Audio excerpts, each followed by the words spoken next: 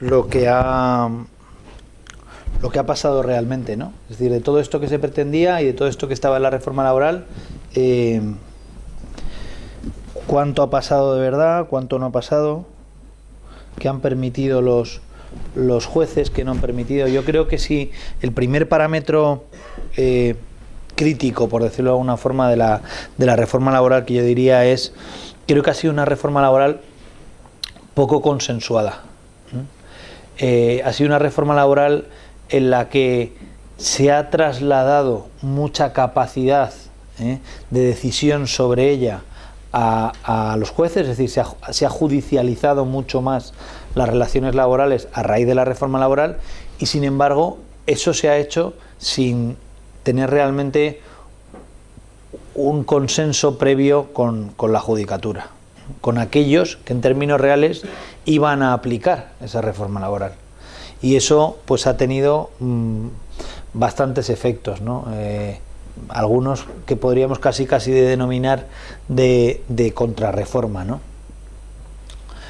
En primer lugar, con respecto al contrato de emprendedores, cuando salió este contrato de emprendedores y se definió esa posibilidad de un periodo de prueba de un año, pues a la vez que estaba publicándose esa norma, estaba la judicatura diciendo por otro lado, bueno, eso de un periodo de prueba de un año habrá que verlo, Términos reales, ¿a dónde ha llevado? A que ha acabado definiéndose que ese periodo de prueba de un año tiene que ser, y está siendo, muy valorado por parte de los jueces, con un cierto sentido, también, no puedo decir otra cosa, que es decir, oiga, no me diga usted que a un señor que ha tenido todo un año, cuando faltan 2 días para que se cumpla el año, dice, pues es que no ha cumplido el periodo de prueba. Hombre, si la ha tenido usted un año, será que algo más o menos bien lo sabía hacer, ¿no? Entonces, bueno, pues hay un cierto mayor control o una cierta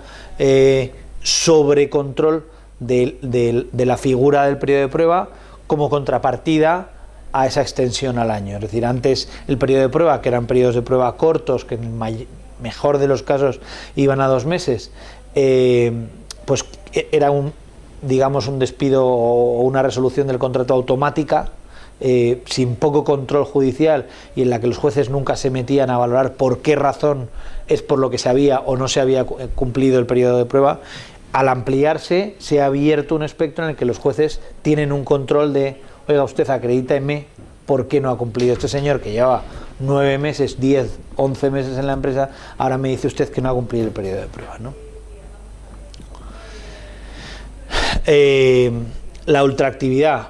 ¿Dónde ha quedado la ultraactividad? Pues ha quedado básicamente en nada. Es decir, la eliminación de la ultraactividad ha producido 2 cosas. Una, en la propia negociación colectiva ha habido una presión, yo diría, lineal, constante y definida por parte de los sindicatos hacia que hubiera pactos en los convenios de mantenimiento de la ultraactividad, con lo cual al final esa idea de eliminarla ha quedado en la nada. Y además las propias sentencias de los tribunales pues han ido un poco en esa línea, ¿no? En esa línea de decir, bueno, no me diga usted que ahora de repente, como no se ha llegado a un acuerdo en el plazo de un año en el convenio, elimina usted todas las condiciones, ¿no? Y ahí la propia judicatura ha creado un concepto muy innovador, que por llamarlo de alguna forma, que es la teoría de la contractualización. Es decir, vale, sí, no hay ultraactividad, pero las condiciones que estaban en el convenio pasan a ser condiciones del trabajador que lleva, incorporadas a su contrato individual.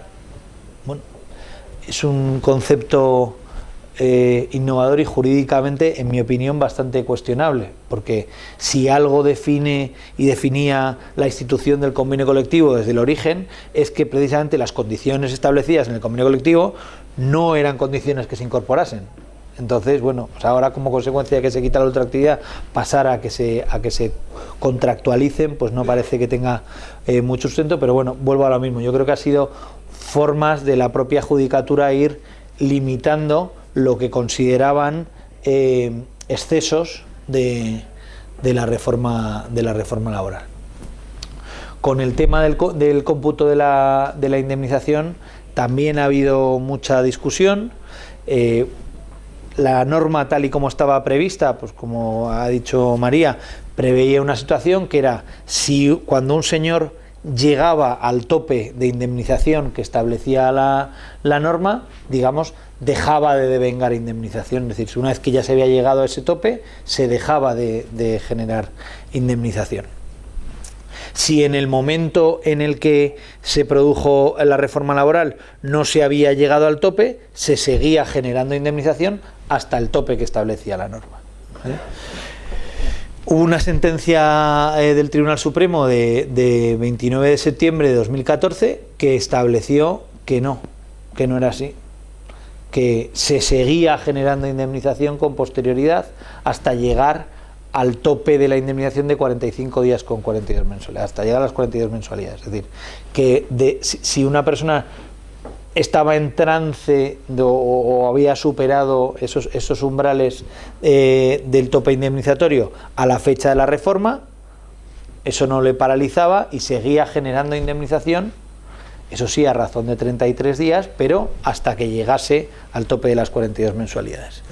Esa sentencia del Supremo, que nos ha tenido un tanto en vilo a todo el mundo, sobre todo además porque tenía muchos efectos fiscales, etcétera, etcétera, ha sido posteriormente modificada por una sentencia de 2 de febrero de 2016, o sea, muy reciente, en la que viene a recuperar lo que yo creo que era el espíritu. Ya no me manifiesto si estoy a favor o en contra, pero desde luego lo que era el espíritu de la norma, que era que aquel que ya había generado la indemnización máxima a la fecha de la reforma, pues ya no generaba más indemnización.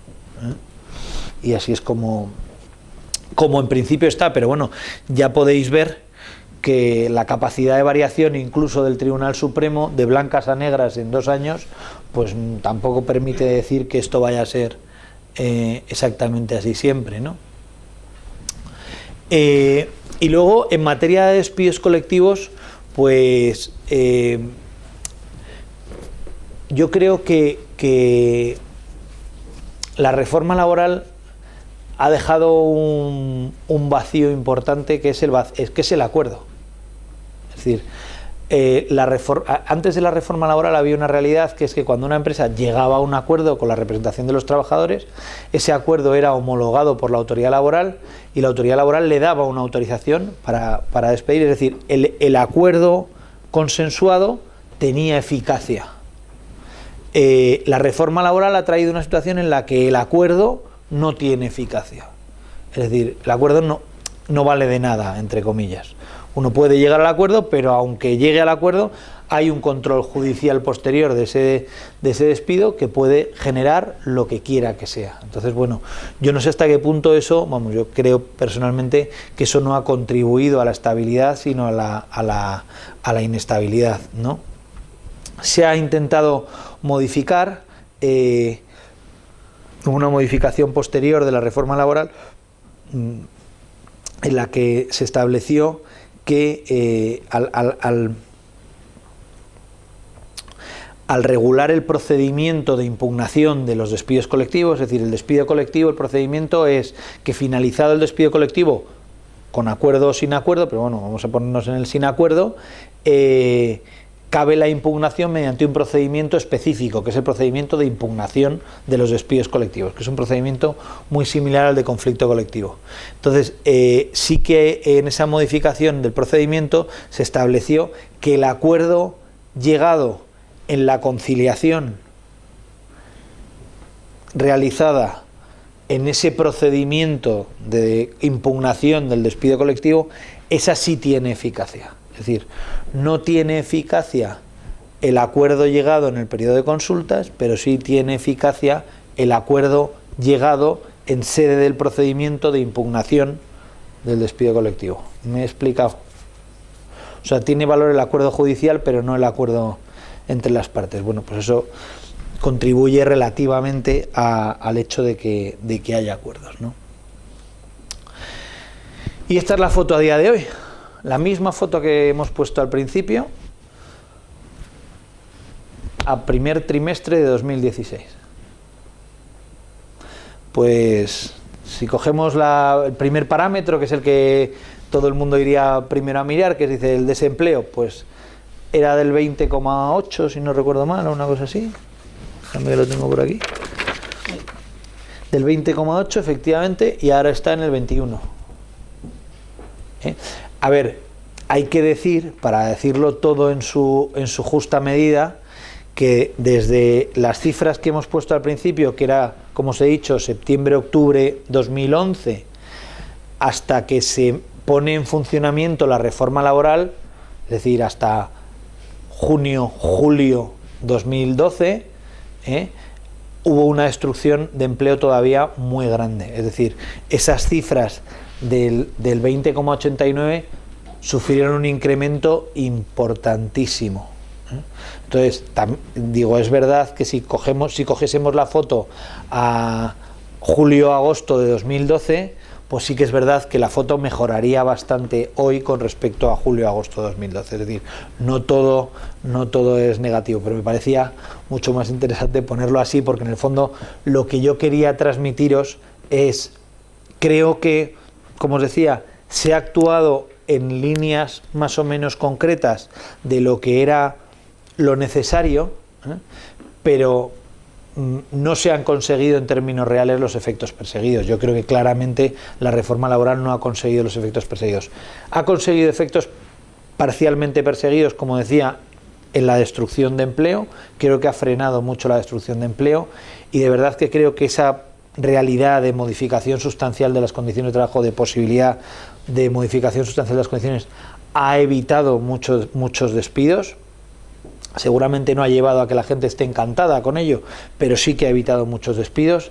Cuando os decía que el ejemplo práctico, os ponía el ejemplo práctico, y de verdad creedme que es real. Es decir, estoy acordándome ahora de un supuesto muy concreto, de una fábrica, de una multinacional en Toledo, prácticamente, como quien dice, de las pocas grandes industrias que había allí, y en la que viene la multinacional y dice: oiga, mire, esto está perdiendo, que además estaba perdiendo muchísimo dinero, pero yo estoy dispuesto a salvar esta empresa, a salvarla, a poner el dinero que hace falta.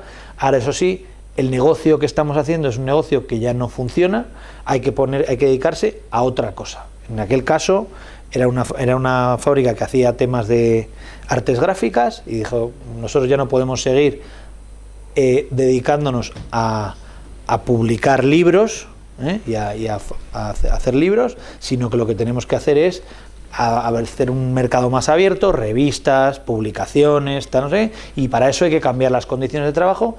Y básicamente, y os resumo mucho, pero para que tengáis una referencia, lo que se le pedía a la plantilla en aquel momento eran las siguientes modificaciones de condiciones. 1, no incremento de los sueldos en los términos que establecía el convenio colectivo, es decir, congelación salarial durante un periodo de 2 años. 2,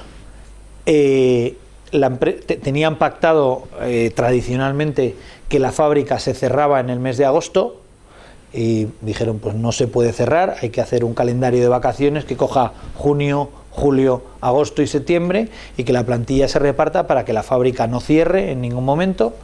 Igual situación con el tema de las Navidades, no podemos cerrar la fábrica 15 días en Navidades, hay que, o una semana o 10 días, no me acuerdo exactamente cuánto era, hay que repartir esas vacaciones a lo largo del año. Hay que, una cuarta cosa era reducir el nivel de absentismo, y estas eran las 4 condiciones que se ponían de modificación sustancial de las condiciones de trabajo. Y otra cosa, para decirlo todo con rigor, y también se planteaba que habría que trabajar un máximo de 2 sábados al mes, preavisando a la plantilla con 15 días de antelación del sábado en el que hubiera que trabajar, y compensándoles ese tiempo de trabajo en sábado cada hora con 1 hora y media de descanso en otro momento. Ese era el planteamiento, y no hubo forma. Y la empresa acabó yendo a un concurso de acreedores y cerrando. Bueno, pues eso si eso se hubiera producido en vez de en el año 2011, en el año 2014, esa fábrica seguiría abierta. Y eso es exactamente así de literal. Luego, eso multiplicado por muchos ejemplos, lleva a que efectivamente esta reforma aplicada, yo creo que además con anterioridad, es decir, la reforma llegó tarde, la reforma llegó seguramente 3 o 4 años tarde, pero si esa reforma hubiera estado 4 años antes, sí que habría parado mucho golpe de la destrucción de empleo de la crisis, mucho.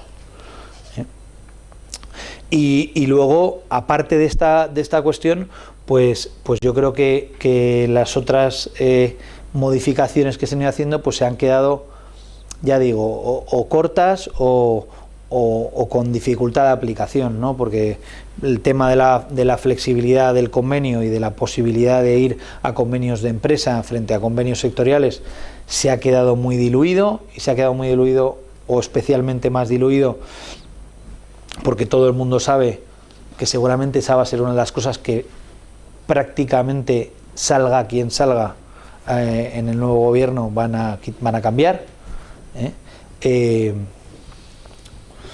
Y digo prácticamente que salga quien salga, con lo cual eso será un paso atrás que frena mucho de hacer convenios de empresa y que además pues limita a las empresas a futuro.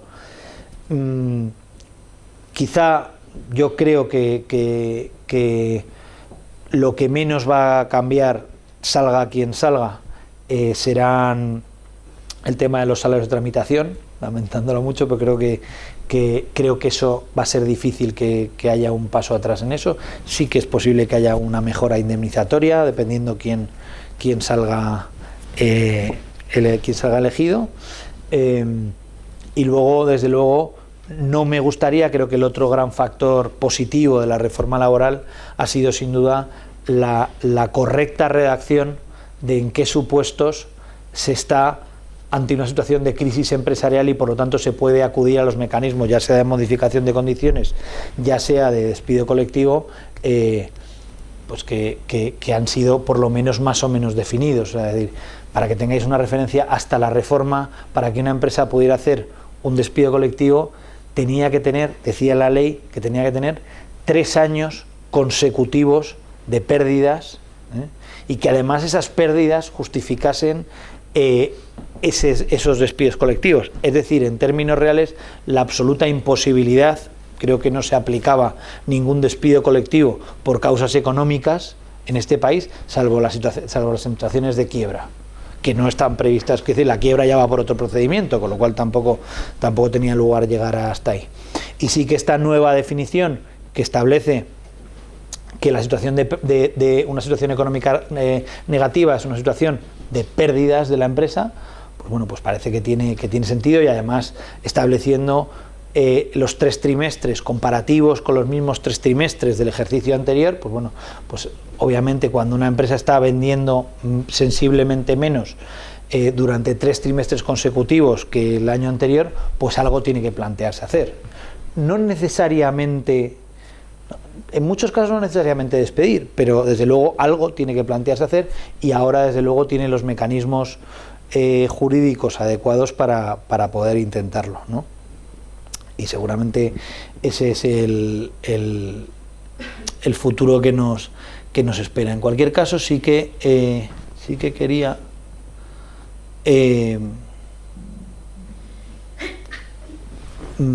terminar un poco con una realidad, ¿no? Que es decir,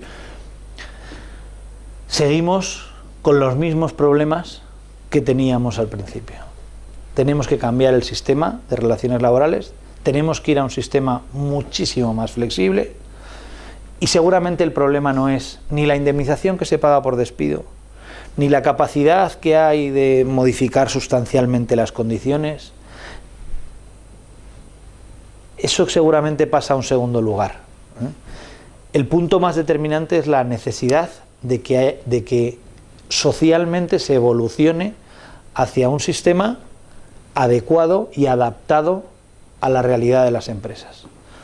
Que tanto empresas como trabajadores asuman que que el futuro no va por tener un empleo fijo.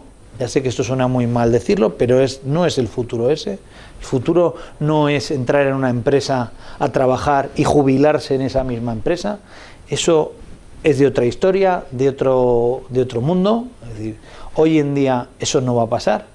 Creo que no necesariamente eso es bueno, porque seguramente ese sistema es el que ha llevado a esa realidad que decía del peón que lleva 30 años haciendo de peón, y que solo ha ido creciendo en la empresa sobre la base del puro incremento del concepto de antigüedad.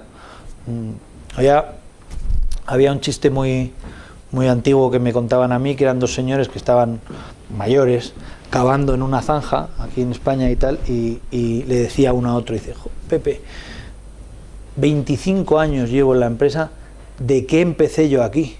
Bueno, pues eso es lo que no puede pasar en un sistema de relaciones laborales moderno como el que necesita este país. Y desde luego eso pasa también por la adaptación sindical, por la adaptación de los sindicatos a asumir que ese modelo de confrontación directo con los empresarios también está pasado de moda, también no forma parte del futuro, y que hay que pasar a un modelo mucho más colaborativo, ¿eh? Porque si no va a ser imposible. Porque si cada vez que los empresarios se sientan en la mesa con los sindicatos, el que está al otro lado está pensando que el de enfrente lo único que quiere cuando plantea cualquier cosa es ver por dónde le mete un gol, y entonces dice: pues yo casi me quedo como estoy, que siempre estoy mejor, pues no evolucionamos, que es lo que va pasando. O sea, la realidad de esta reforma laboral ha sido esa. Ha sido que, siendo todo el mundo muy consciente de lo que había que hacer, se han tomado las decisiones que se creía que se podían tomar como menos malas, o como que se iban a pseudo aceptar mejor, y sin de verdad meterse en harina a profundizar en lo que realmente era necesario, ¿no? Y ahí es donde tenemos el reto, yo creo, y el gran problema de futuro. En resumen y como titular, para terminar, la reforma laboral creo que ha tocado los aspectos sustanciales que es necesario cambiar, es decir, ha ido a los puntos neurálgicos de las problemáticas que había, pero no los ha atacado correctamente. En unos casos por suficiencia, en otros por insuficiencia, y en otros porque la realidad objetiva de cómo se ha aplicado pues no ha llevado a los efectos perseguidos. No es verdad que existan, digo, por ya terminar y aclarar cosas de esas que hoy leemos todos los días en los periódicos, no es verdad que existan 40 tipos de contrato diferente, no es verdad. Esta figura del contrato único, pues hay que evolucionar muchas cosas en este país antes de ir a un contrato único, en mi opinión, y vuelvo a lo mismo, en mi opinión, porque primero hay que aprender muchas cosas antes de poder institucionalizar un sistema que requiere del cambio social previo. Entonces no funcionará. Cada vez, yo creo que al final lo que demuestran los hechos, lo que demuestran estas cosas, es que cada vez que se toma una decisión de cambiar la regulación sin cambiar antes, sin poner antes los parámetros de lo que es necesario cambiar en la sociedad, pues no funciona. Porque a mí, cuando empecé a estudiar, me explicaron una cosa muy básica, que es que el derecho lo que hace es regular lo que la sociedad exige. Y aquí, desde hace muchos años en este país, lo que se hace es pretender que la sociedad piense de una determinada forma a base de cambiar las normas. Y no es así, va al revés. Entonces, mientras no haya grandes pactos de Estado, grandes realidades que permitan visualizar a futuro, pues claro, si todo el mundo, además, estaba acordándome cuando estaba hablando María de las modificaciones de las bonificaciones en los contratos. Digo, pero ¿cómo alguien se va a creer alguna bonificación que pueda hacer alguien en los contratos si cuando entra el siguiente las quita? Si ha pasado. Si había una bonificación que establecía que cuando las empresas convirtiesen en indefinidos los contratos temporales, tenían una bonificación de cuotas a la Seguridad Social de 3 años. y viene el siguiente y las quita. Y dice, oiga, pero es que yo ya he convertido hace 6 meses a un trabajador en indefinido. Y de ella, pero es que yo he decidido ahora que se quitan las subvenciones. Entonces, esa realidad creo que hace difícil que casi cualquier sistema funcione, ¿no? Cualquier reforma funcione. Por eso, porque al final el punto es no poner parches, darse cuenta de que el sistema que tenemos es un sistema antiguo, que ha funcionado muy bien o que ha servido para 35 o 40 años, pero que ahora hay que refundarlo, hacerlo de cero y empezar haciendo bien y no poniendo parches. Nada más, muchas gracias. Si tenéis cualquier cosa que queréis comentar o duda, pues a vuestra disposición.